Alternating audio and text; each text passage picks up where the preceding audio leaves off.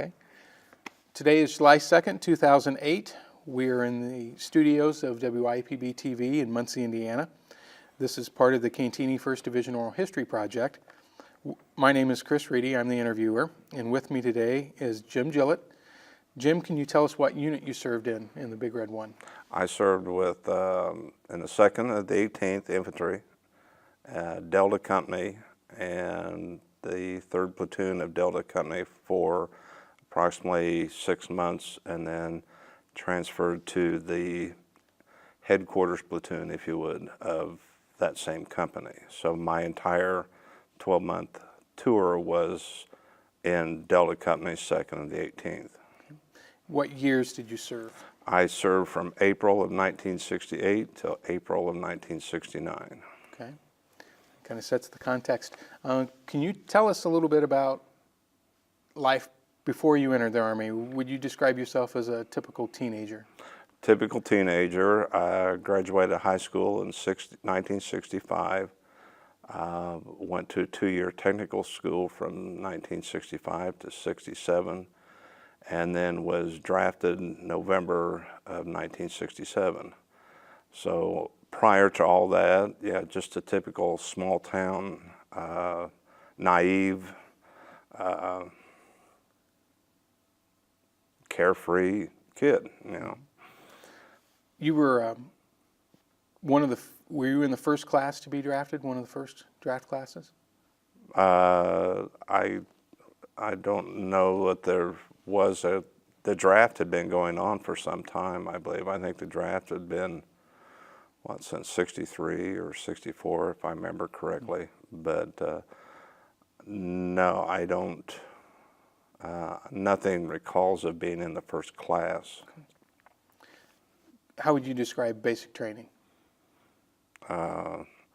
Very interesting. It's an experience that you can't, it's difficult to describe unless someone else has been through it. If I tell you that at any particular given time, you may do 50 push-ups and then turn around and say, no, I don't like those, let's do another 50. And it's like, what? So the physical portion of it was demanding. The mental portion was probably more demanding than the physical portion of it at that time. What sort of mental? Well, I think the intent is to get everybody working from the same page. So you have people from cities, farms. We had everybody from New England to Indiana to Alabama, and from every walk of life, and all those, trying to merge all those experiences into one group. Because I think basic training is just to get you to react instead of think. So that they just basically devalue you until you're to a certain point, and then they start letting you think that you have some worth as a human. So. At the end, it was an interesting time. At the end of the process, did you feel like a soldier, a professional soldier? No, I felt like I survived and made it through without being recycled or had to start over. And basically what's next from after this is finished, and where next and what to expect, was completely unknown. Where did you end up? I ended up, advanced training was at Fort Lewis, Washington, out by Seattle, the Tacoma area. And then we were out there for, I believe it was 10 weeks or something like that. I think somewhere between February and the end of March. At that point, you were assigned to the combat arms? after basic training, that's where you were assigned, because my advanced training was specifically for light weapons infantry and for Vietnam. That was Fort Lewis was one of the training areas that that I am aware of. There was one in Fort Polk, Louisiana, and another one in Fort Lewis, Washington, primarily for introduction to Vietnam. So at that point in time, you pretty much had a pretty good idea where everybody was going. What were your thoughts at that time? No thoughts. It was, I don't want to say it was a matter of fact, but it's, well, okay, let's go see what it is. The other, I guess, the more I think about it, by reading the papers and trying to understand what was going on, at least I was going to have an opportunity to find out firsthand what all the talk and all the news was about. So, you know, it was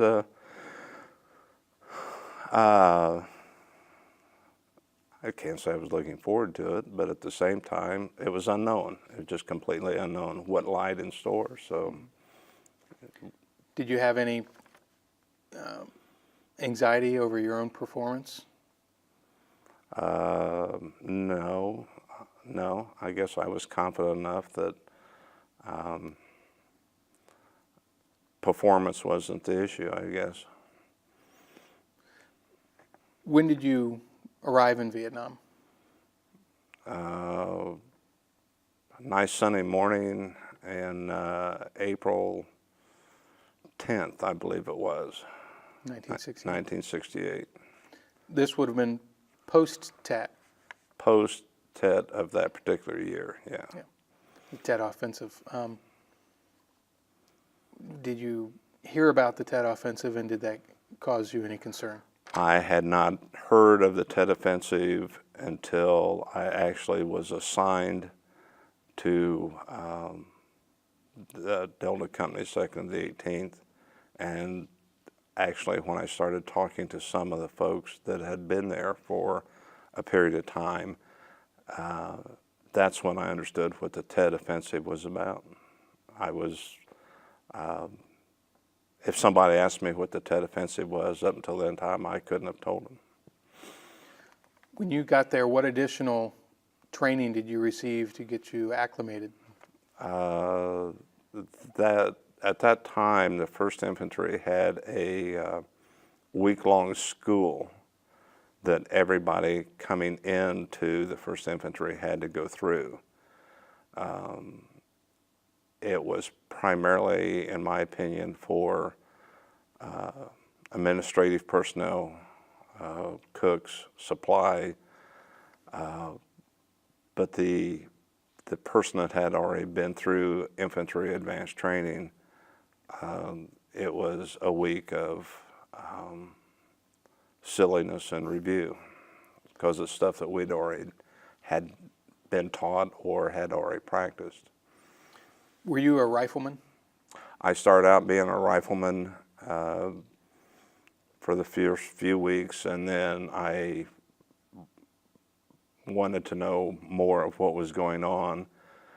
So I ended up being a platoon leader's RTO, or actually started out as a squad leader's RTO, and then went to the platoon leader's RTO, and then ended up going into the commanding officer's RTO.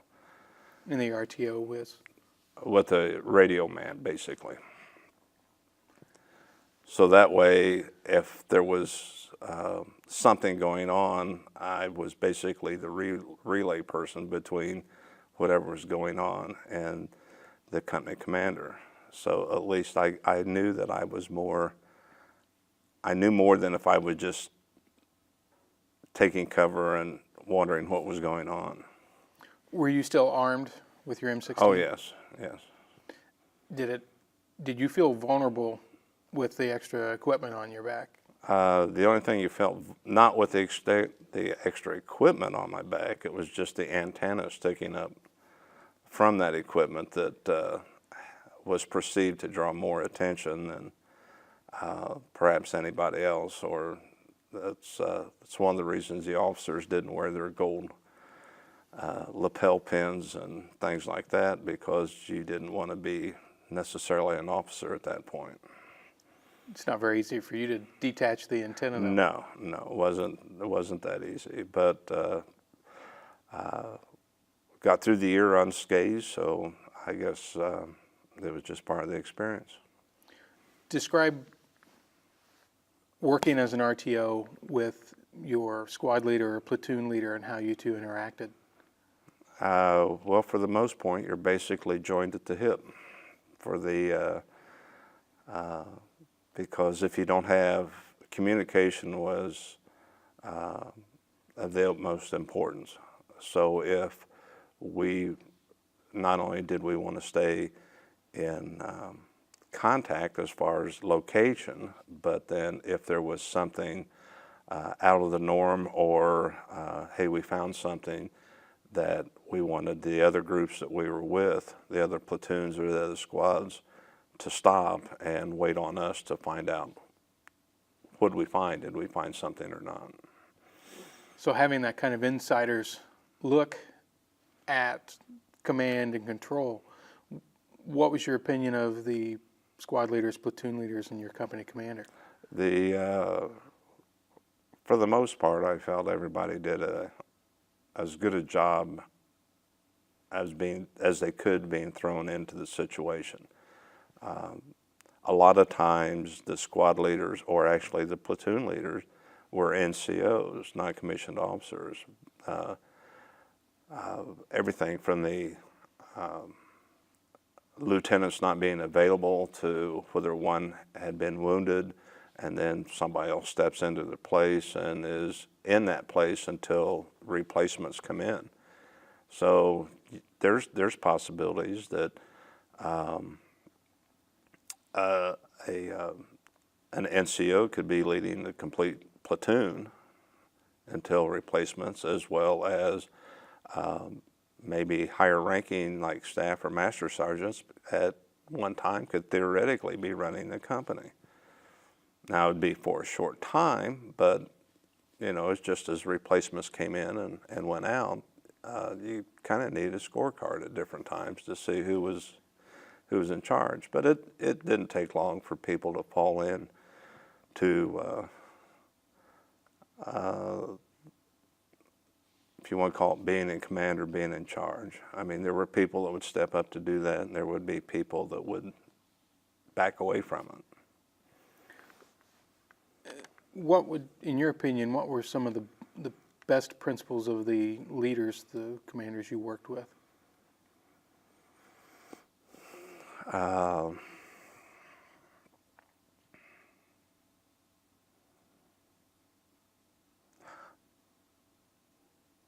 Probably caring. They didn't want to be there any worse than anybody else wanted to be there. So it was, if you're responsible for this group of troops, be it however large or small it may be, is I think probably the best thing that came out of it was genuine concern.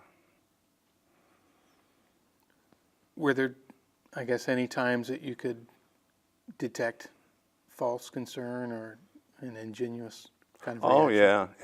There were times that you wondered why, or what is he thinking, or regardless of the chain of command. We had a second lieutenant for a while that the tendency of everybody to come in is you're completely naive, and the things that you were taught stateside doesn't necessarily apply to once you get on the ground and in the field. Things just are handled differently. They are done differently. So there's, for a period of time, there's an adjustment that everybody made, and depending on where you were within that chain of command, your decisions stood out more than, for example, being a platoon leader. The decisions you make affect more people than they would me if I made them as a rifleman. You know, they only affect me and perhaps the people around me. So once that that individual got it through to himself that the training that I received that told me that I should do that I can't really do that. And with a few suggestions from the troops and some rebellion, you know, there was times that you learned very quickly you didn't walk the same path or the same direction twice. And a couple times a particular person in charge would want to do that, and the troops would actually rebel and say, no, we're not, we'll go there, but we're not going on that same path, the same rice paddy dyke or that same direction. Let's mix it up here a little bit. As far as your learning curve was concerned, how long did it take you to kind of pick up those tricks or tips or survival skills? About a day and a half. No, you learn very quickly.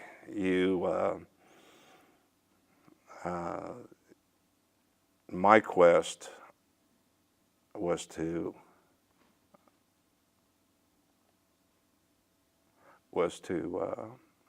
survive. So you found ways to do that, and if it came to learning very quickly, then you best learn very quickly.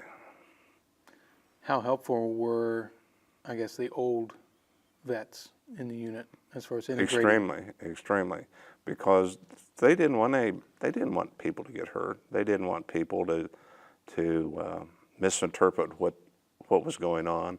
So the communication and them being, you being thrown into the mix with them, you were expected to depend on them just as they were expected to depend on you. Did you have a particular moment where maybe through your own actions you proved your worth? I don't know. None that comes to mind. I mean, there's no, nothing that comes to mind. When you were going out, were they mostly day missions or were they night missions? Mostly day missions. The way our particular company or battalion ran is a lot of times we were assigned to a night defensive position, and from that position every day we were giving orders to either walk out, or a good portion of the time we were picked up with the Hueys and flown to a particular area and dropped down, searched that area, and then somewhere between 4 and 7 o'clock, as an example, we were picked back up and flown back to the defensive position. There were times that we would walk out and we would come, before we came back in, we would drop off a platoon to pull an ambush that night, and then the other two platoons would continue to walk in. So it was kind of, there was 3 line platoons and a mortar platoon most generally, and the line platoons would rotate who would go out a particular day and who would stay back. And I think sometimes the mortar platoon actually went out with us briefly and come back. So the majority of the time it was search and destroy missions during the day, and then there were quite a few ambushes that we would, probably maybe 20% of the time. It seemed like it was an awful lot at the time. Which was more hair-raising, you know, being walking around out in the day daylight looking for the enemy or sitting down at night No, waiting? it was more difficult sitting in the evening because you didn't know if somebody walked into your ambush, you didn't know whether it was 1, 10, or whether it was a whole company. So you had to be very careful of if you choose to spring this ambush, and do you have a backup plan to be able to get everybody away from that. So yeah, it was during the day you could find a lot, of course, a lot more visual, but that way you found booby traps and you found different items that you were expected to find, and it wasn't near, to me, it wasn't near the impact of being out at night, because of nighttime was when we didn't walk around and the VC did. So we chose very carefully where we walked around.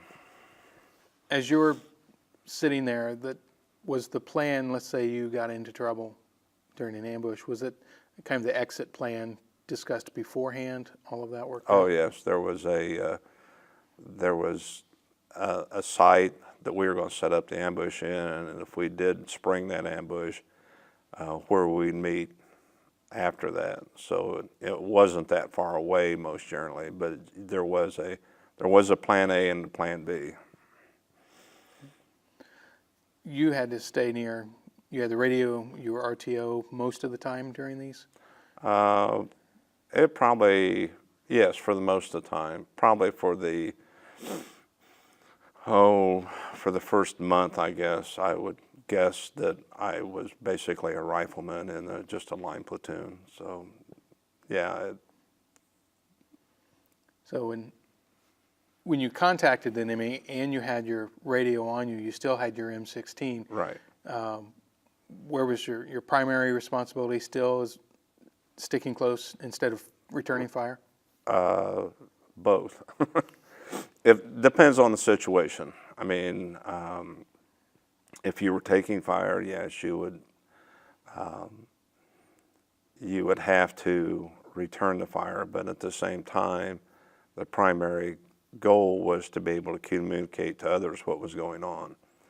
So there were times that you really couldn't be that verbal, and there were other times that because most of the time, a lot of the time, there was 2 columns. So something could happen in one column, and you'd have to find out what was happening to that column before you started trying to find out what the whole situation was.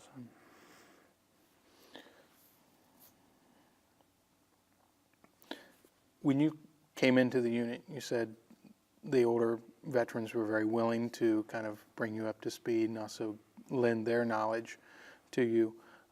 Were there quiet moments where you got to understand the heritage of the Big Red One, or did that come later after Vietnam?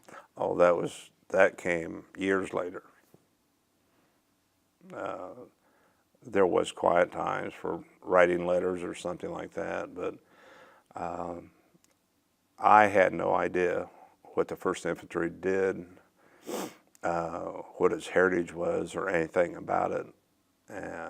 Probably till several years after I got out, that I started reading more about it and trying to understand it. But at the time, I was a luck of the draw part, like I explained earlier, to how I even ended up where we did. Can you kind of describe to us some of the earliest actions, some of the contacts with the enemy, and what your thoughts were? No, I can't. I honestly can't give you specific dates. From our earlier phone call conversation, I was trying to think about them, and I would say that the company and the battalion that I was in at that particular time was a very lucky draw. Over the year that I was there, I think we might have had 6 or maybe 8 KIAs, to where later you found out that there were units that were losing that on a daily basis. So our skirmish, some of the skirmishes were brief, over in 20, 30 seconds it seemed like. There were a couple that, 2 that stick out in my mind that took a better part of a day. Can you describe either one of those? One of them was, I believe, sometime in May. I don't think I'd been there that long, and walked into some bunkers, and exchange took place, and I think we had several people wounded. The one happened later within the year, probably guessing around November, December timeframe, that we went back to the same place the second day in a row, because we had found some weapons the previous day, and the second day was a lot more fun-packed and exciting than the first day was. And out of that, I think, unfortunately, we had maybe 3 people that didn't make that one. Was this in another bunker arrangement? After the fact, yes, there was a lot of bunkers, but the bunkers were very well concealed for the most part. So you really didn't know what was in that area until you went back and started going through, and after the skirmish was over, and trying to find how many were there, or what size of the force that you think was there. And all of a sudden, here's a bunker, and then there's another one, and there's a third one, so most generally you didn't know till after the fact. As you said, it sounds like for the amount of time you were there and the action you saw, you had very few KIAs and very limited casualties. Do you think the enemy got off as well? In other words, were you winning within your unit? It's hard to tell. I don't remember having what you would call a large body count. A lot of people that we dealt with in our particular area of operations seemed to be local farmers during the day, and VC tour guides at night, or they were getting people through that particular area, or they were getting weapons through. So there was probably the 2 instances I'd mentioned were probably about the only ones where we had actually encountered the North Vietnamese army, was the speculation. Most of the time it was just local people that were trying to do their part for the cause, I guess. In the majority of cases, the enemy that you contacted, was it hit and run? Would they disappear afterwards, or did they stick around and fight?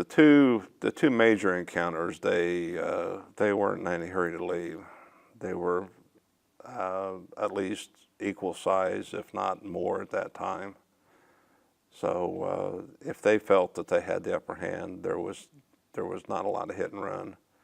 On a smaller scale, there would be an instance like the 20, 30-second instance, and then you couldn't find where or how that had happened, other than it might have just been maybe 1 or 2 individuals that felt kind of brave at that particular time. Was that frustrating for the combat troops, that hit and run? I don't know what's frustrating. I think it was part of the training, and it was part of that type of warfare at that point in time, it kept you on your toes. Did you have occasion, your unit, to, once you got into one of those fights where the enemy wasn't going to go away, to call in artillery or airstrike? Yeah, we had, every company had an artillery forward observer attached with it, and he would call in airstrikes, and then we were also had air support that we could call in, not only fighters but as well as the gunships at that time, whether it be the helicopter or the fixed wing aircraft, that we used them opportunities, when the opportunity presented itself. And we could actually use the fixed wing aircraft, the gunship. We had used it at night after we had sprung an ambush that, with the aid of strobe lights, that we'd put those out, and they would take the miniguns and walk them right into where the strobe lights were. How would you rate the effectiveness of your artillery and air support? Probably air support was a little more exact, because it was real time. I mean, by carrying the radio, I was able to talk to the fixed wing spotter that was in a smaller plane that was circling. Artillery, you basically get a shot, you hope that's long, and then be able to walk it back to where you want it. So it wasn't quite the exact science. Having everything from the air had a much larger advantage. They could see what was going on a lot quicker, and sometimes it took longer to get air support versus artillery. So both were effective, but probably the air support was a little more effective when you had it.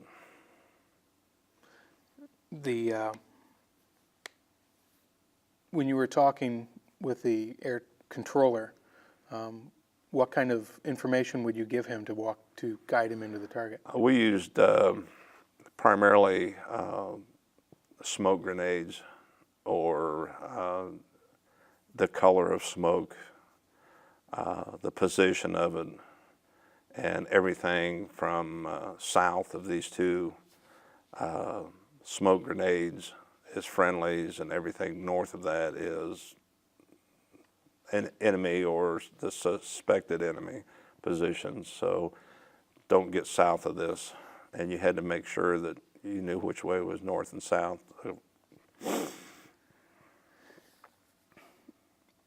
What would you say was one of the worst experiences or worst duties that you had to go through? The 364 days. Worst.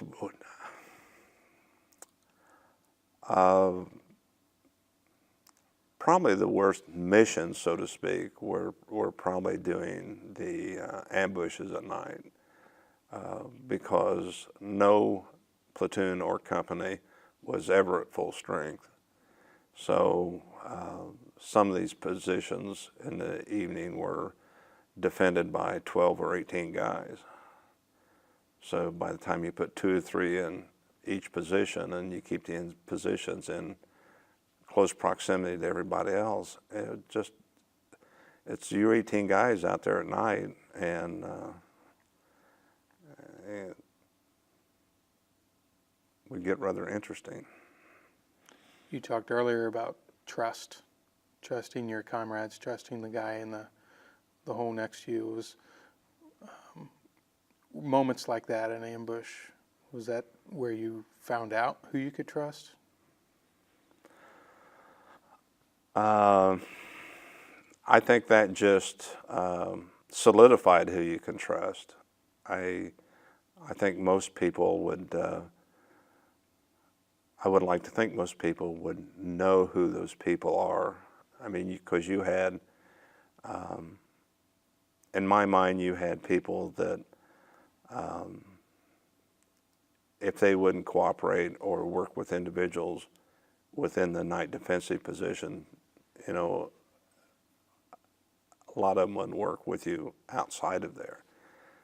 So I found it very interesting that it didn't take me long to understand who you could trust, who you wanted to associate with, and who you didn't, and who you could care less about associating with. And kind of adjusted your values from there. How did that express itself as far as how did you react towards those individuals that you didn't trust? You tried to convince them to become trustworthy.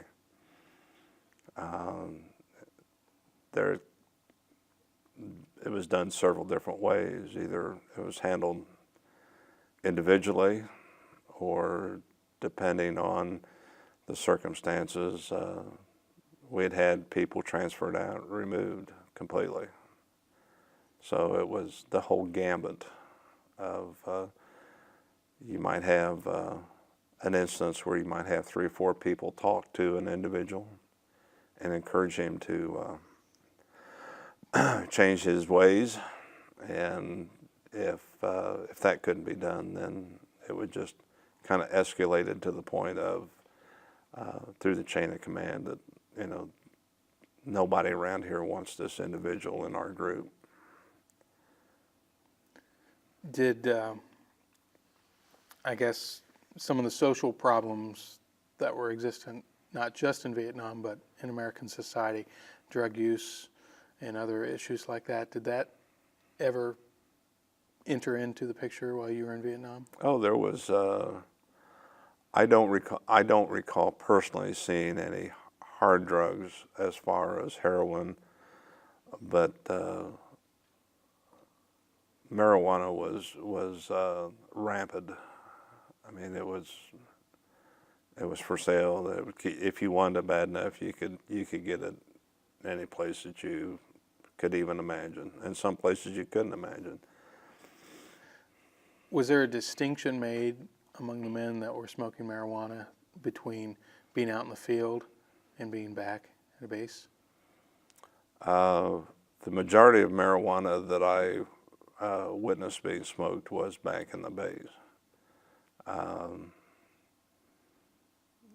not so naive to say that it wasn't smoked out and about, or people didn't go out high. They very well could have, but the people that I was directly associated with, I don't ever remember them being outside the wire, so to speak, and being high. Were there any racial tensions that you encountered while you were in Vietnam? No worse than what the time frame of the 60s were. I mean, there were times it was black-white issue. There was times it was all black issues. There was times it was all white issues.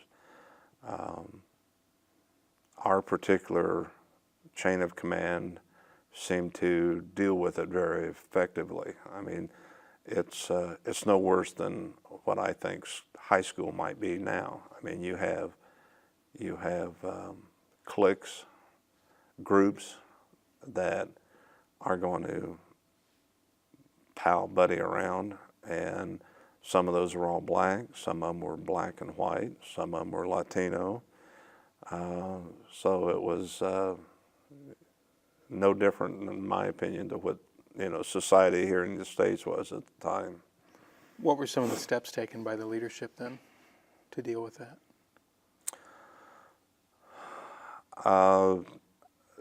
Just more, from what I recall, just kind of a zero tolerance. So what was going on inside the fence might have been tolerated a little more than what was outside the fence.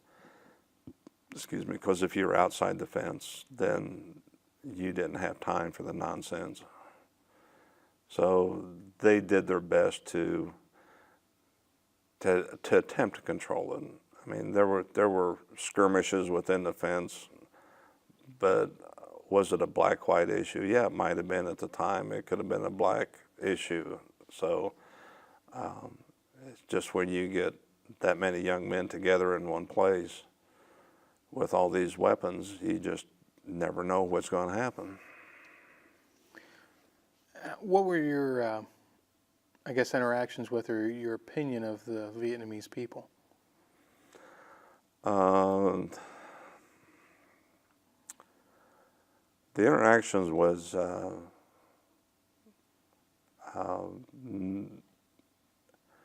not on a daily basis. Our particular unit at some point in time got what we called, if I remember that right, it was called Chu Hois, the defectors that had come over, you know, whether they were VC or NVA, and they acted as scouts and or interpreters. We interacted more with them than we did the local village people. Most of villages that we would walk through on a mission were mainly elderly women and young children. So they stayed in or had IDs checked, that type of stuff. But as far as sitting down and taking a lunch break inside a village, it's something that we didn't do. Did it ring any alarms or anything that you didn't see any young men or men in the villages? No, just other than what we'd been told. Most of the young men were supposed to be in the South Vietnamese Army. If they were on leave, they had to have papers stating that they were on leave. Some were detained. I don't know whether some of them had decided they didn't want to be in the South Vietnamese Army anymore. But even the elderly gentlemen that were farmers still everybody had to have the papers. So, you know, it was kind of a cursory check when you go through some. And there were times you found people that didn't have any papers, so they were just detained and picked up and sent off for interrogation. But that's the only interaction that we had with them. I mean, it wasn't.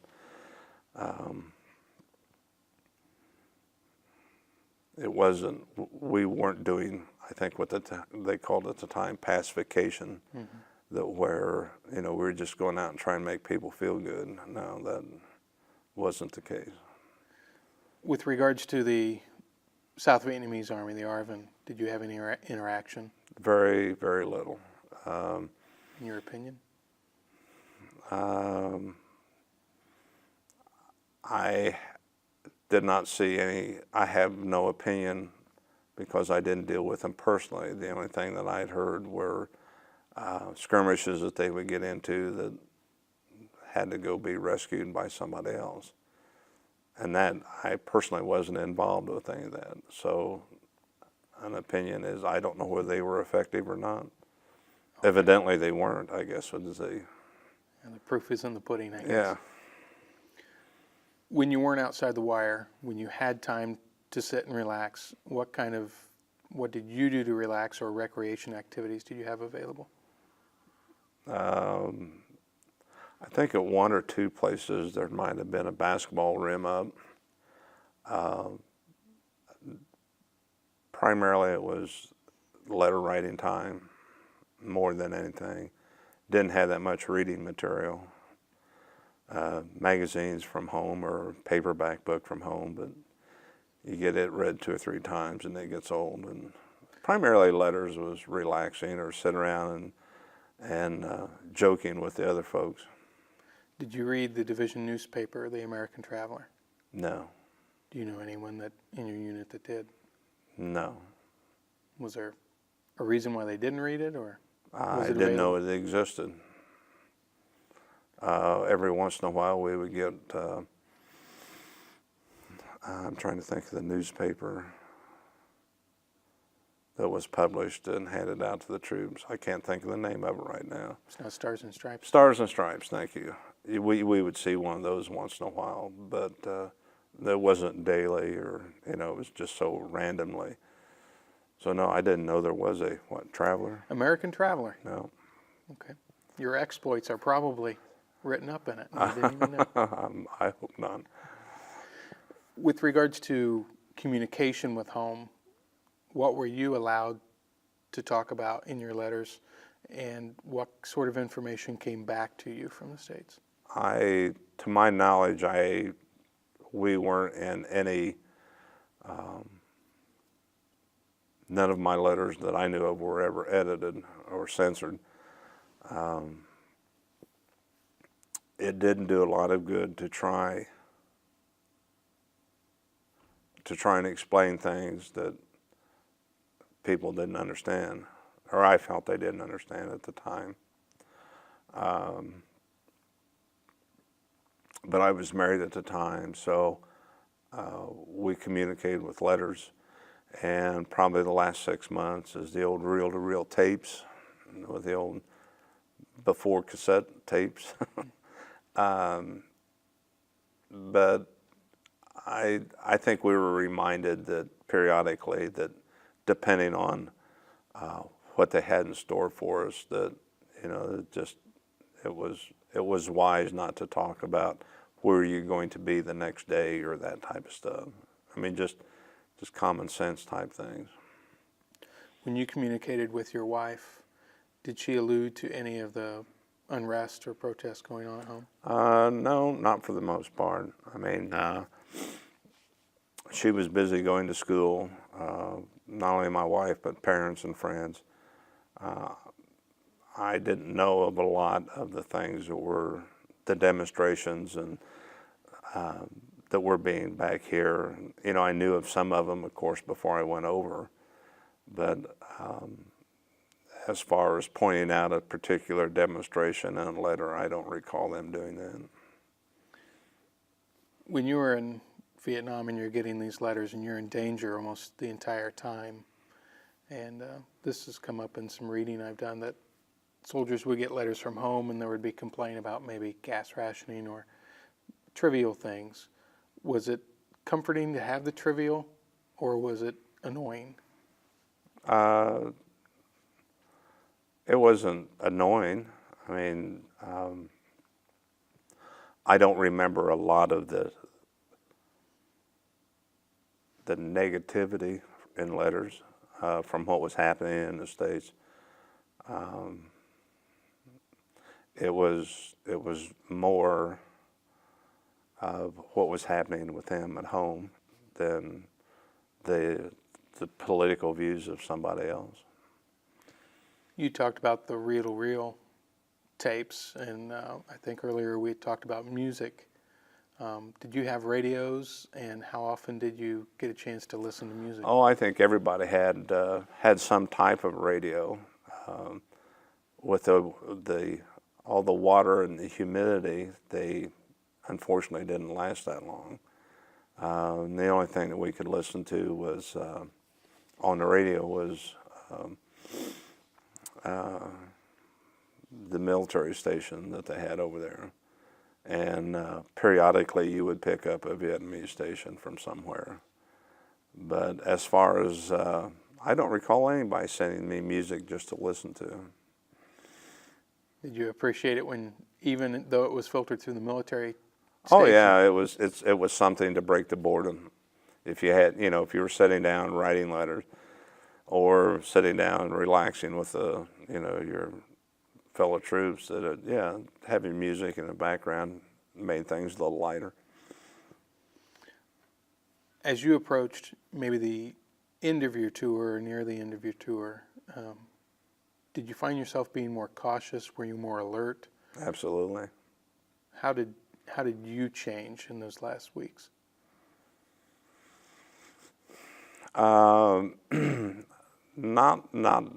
There wasn't a lot of difference. You still, at that point in time, by being within the headquarters group, I wasn't going out every day. I was, there were, I think, 4 of us, and we rotated. So you were still just as aware of, maybe a little more aware of, the closer you got, or being short, as they call it. Just, no, I mean, because you couldn't, I guess it's not such a thing as being overcautious, or you couldn't do your job anyway. When your tour ended, where did you go from there? My tour, I still had approximately 6 months left in my 2-year tour, so I was reassigned to Fort Carson, Colorado Springs, and I was attached to an armored cavalry outfit and spent 5.5 months with them.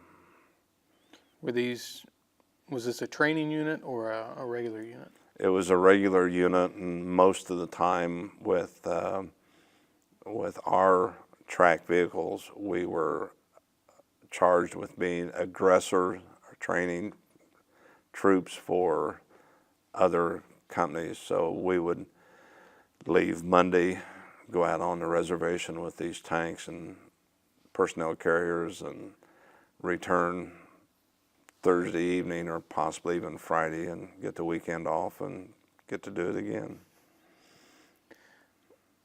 Once you were back in the States and got to reconnect with American society, was there anything that shocked you?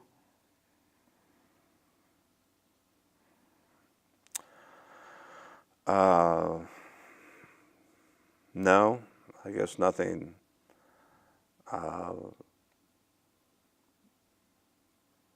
I guess nothing really shocked me. I mean, we knew of a lot of the discontent of civilians versus military personnel returning, people returning from Vietnam. Let's see, how should we say this? Not quite treated the same way that they are today. At the time, how did you feel about your treatment? I was fortunate enough that I was not, I did not have the altercations that a lot of people had. Probably the biggest question that I remember getting was, what was it like? What'd you do? What's your opinion? Should we have been there or not? And that was probably the gist of most of my conversations about it. I wasn't necessarily degraded like a lot of folks was. I wasn't spat upon like some folks were. So I personally didn't have a lot of the animosity, directed my way. But it was more questions about how was it, what happened, how do you feel that you're back, and that kind of thing. After the Army, did you go to school? No, I had my schooling in prior to being drafted. I was working, and by being drafted, my time at that employer continued, and I think I was dismissed from the military the 5th of November, and I was probably working by the middle of December. We had talked earlier, but for the camera, you said you made a good adjustment, or were able to put Vietnam behind you easily? I think so.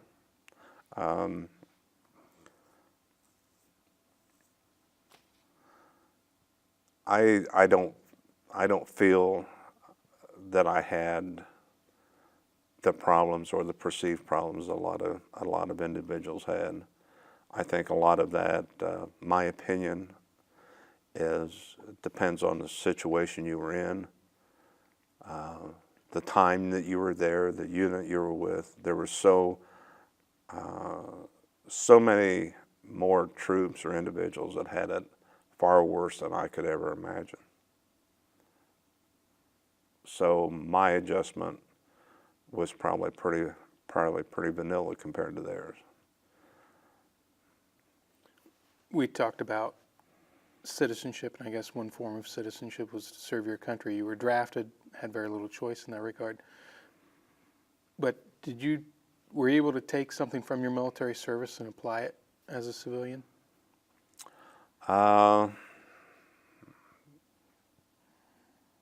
Probably the only thing would be just gave me a little different insight how to get along with folks and treat folks.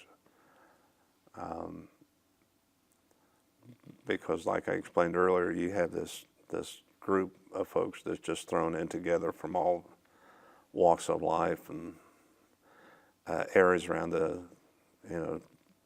domestic United States that all of a sudden have to get along and live together. And being the naive young man from a small town had its advantages, because you didn't have all these opinions formed of living with the inner city versus the outer city and all that. So no, it was as far as the training that I received in the military, there's not a lot of call for hitman, so I couldn't really use it. True. Legally.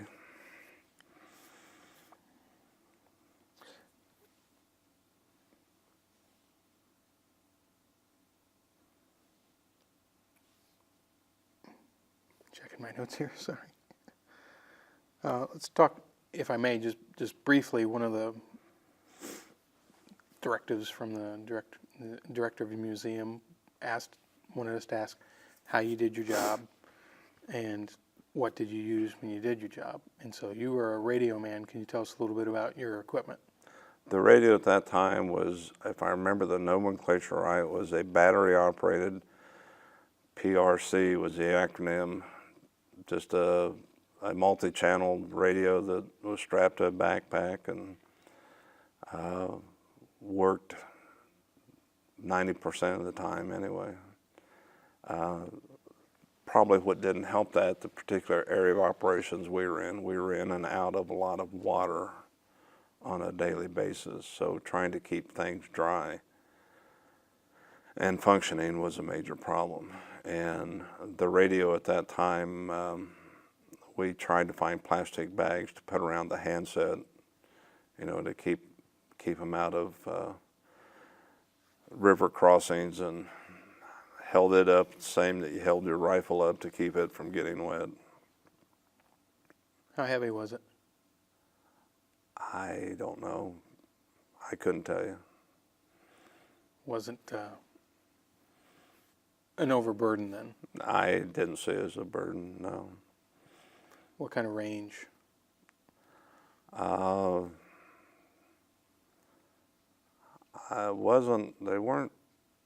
They weren't a real strong radio. Probably, I don't know whether they go a mile, come to think about it. And so when you were in contact with the other platoons, they were relatively close to you then? Most of the time it was relatively close. They had a short flexible antenna, and then they had another antenna that you could put on that would telescope up to, what was it, approximately 10 foot long, I think. So once you got that antenna up, and depending on the terrain, that you could get a little better reception. And with the radio that we used to talk with the battalion headquarters, I don't know, you might have been able to get 3 or 4 miles with a taller antenna. And you use the same radio and to... use the same radios, yeah. And did you call in your support, your air and artillery support? Over With the same net? radios, yeah. We called, well, the company commander would have two different radios. They'd have one for the battalion frequency and one for the company frequency.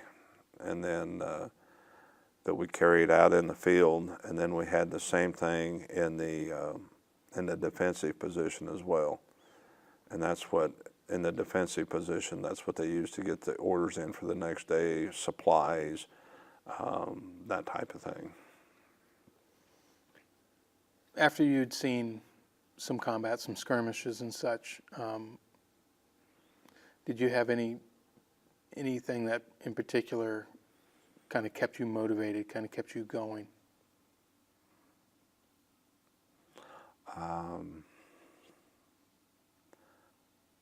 Just to go home. What motivation, what else do you need? Do job, Do your stay job, safe, go home. Yep. Have I forgotten anything, or is there anything that, to kind of summarize your experience that you would like to talk about? No, thank you. I think you pretty well covered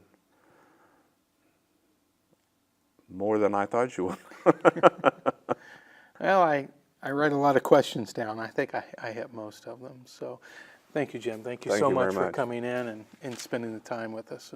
And thank you for your service to our country. Thank I do you. appreciate it.